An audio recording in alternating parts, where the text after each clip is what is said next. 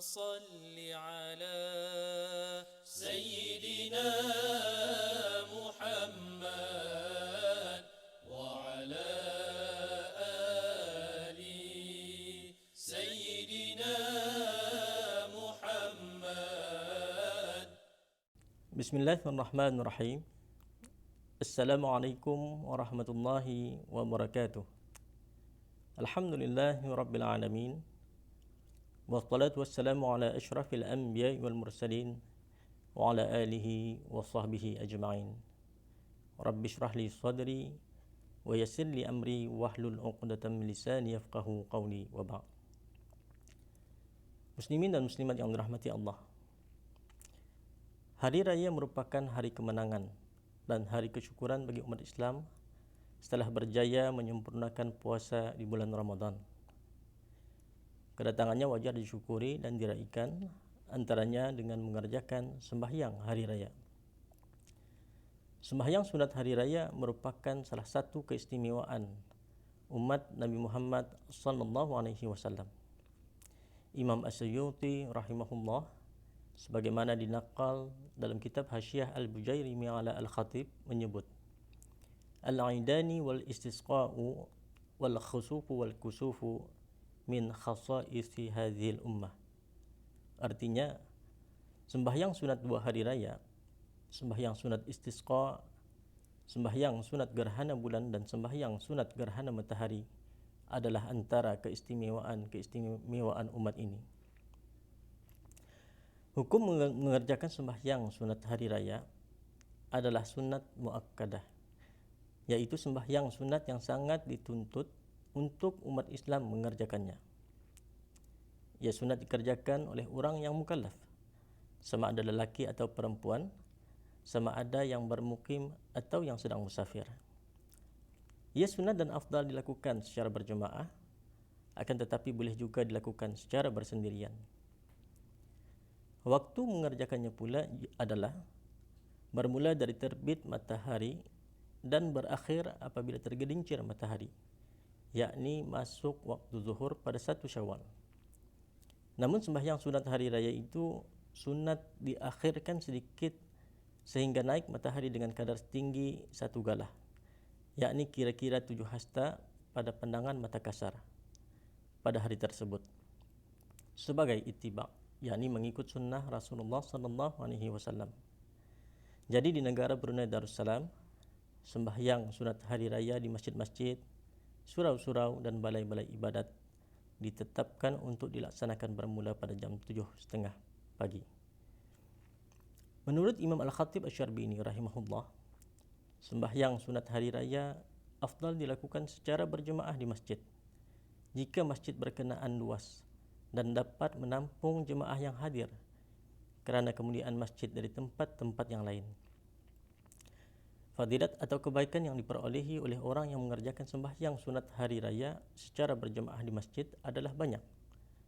Antaranya ialah memperolehi ganjaran pahala berlipat ganda berbanding sembahyang seorang diri dan mendapat manfaat mendengar dua khutbah hari raya. Selain itu, orang yang mengerjakan sembahyang sunat hari raya di masjid berpeluang mendapat lebih banyak pahala kerana amalan-amalan sunat yang lain boleh dilakukannya seperti fadilat pergi ke masjid, datang awal ke masjid, melakukan i'tikaf dan lain-lain. Fadilat seumpama ini sepatutnya tidak dilepaskan begitu sahaja, apalagi meninggalkan sembahyang sunat hari raya secara berjemaah di masjid. Muslimin dan muslimat yang dirahmati Allah, tidak dinafikan bahawa ada sebahagian orang terlepas mengerjakan sembahyang sunat hari raya berjemaah di masjid dengan sebab tertentu seperti sakit, penularan wabak, terlewat bangun dan sebagainya. Orang-orang sedemikian sebenarnya masih berpeluang untuk mengerjakan sembahyang sunat hari raya, kerana sembahyang sunat hari raya itu boleh dikerjakan secara bersendirian atau berjemaah bersama keluarga di rumah selama mana matahari belum tergelincir bagi mendapatkan fadilat sembahyang sunat hari raya. Bahkan apabila seseorang itu terlepas dari mengerjakan sembahyang sunat hari raya di masjid, dan tidak juga sempat mengerjakannya secara bersendirian atau berjemaah di rumah sehingga terluput waktunya, maka sembahyang sunat hari raya tersebut juga sunat diqada. Imam Al-Khatib Asy-Syarbini rahimahullah berkata, "Walau fatan naflul muaqqatu sunnatil jama'atu fihi kas-salatil 'aidi aw la kas-salatil duha nudiba qada'uhu fil azhar." Yang artinya, sekiranya terluput sembahyang sunat muaqqat, yakni sembahyang sunat yang ada ditentukan waktu mengerjakannya, yang disunatkan berjemaah padanya seperti sembahyang sunat hari raya, atau yang tidak disunatkan berjemaah padanya seperti sembahyang sunat duha, maka disunatkan untuk mengqadanya menurut pendapat Al-Azhar. Maka mengqada sembahyang sunat hari raya ini boleh dikerjakan pada bila-bila masa, seperti mana halnya mengqada sembahyang sunat rawatib. Walau bagaimanapun, mengerjakannya dengan segera adalah lebih afdal atas dasar menyegerakan ibadat supaya sembahyang yang diqada itu dikerjakan lebih dekat dengan waktu tunainya.